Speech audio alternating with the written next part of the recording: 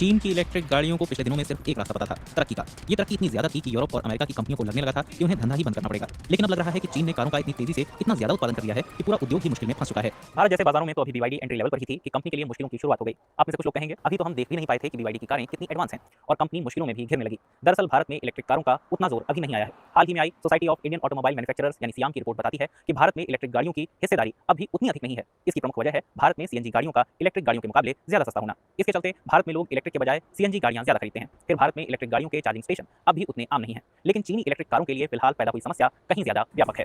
इसकी एक झलक बीवाईडी कंपनी में दिखती है, जो दुनिया में ई कारें बेचने वाली सबसे बड़ी कंपनी है। कंपनी ने हाल ही में अपने 4 प्लांटों में नाइट शिफ्ट खत्म कर दी है। कंपनी को हाल ही में समझ में आया है कि उसकी बहुत सी गाड़ियां बिना बिके खड़ी हैं, जिसके बाद उसने नई गाड़ियों का उत्पादन रोक दिया है। फिलहाल डीलर्स के पास बीवाईडी की कारों का औसतन 3.2 महीने का स्टॉक है, जो चीन के राष्ट्रीय औसत से दोगुना है। इसके चलते चीन में प्राइस वॉर की शुरुआत हो चुकी है। तो इसका मतलब कि उन ग्राहकों के लिए अच्छा है जो बहुत आधुनिक और प्रतिस्पर्धी कारों को बेहद कम दामों पर खरीद रहे हैं। लेकिन इसके साथ ही पिछले सालों में कंपनियों के मुनाफे तेजी से घटे हैं, तो इससे साफ है कि चीनी बाजार में कंसोलिडेशन की प्रक्रिया जारी है। इसमें अब सिर्फ मजबूत खिलाड़ी ही बच पाएंगे।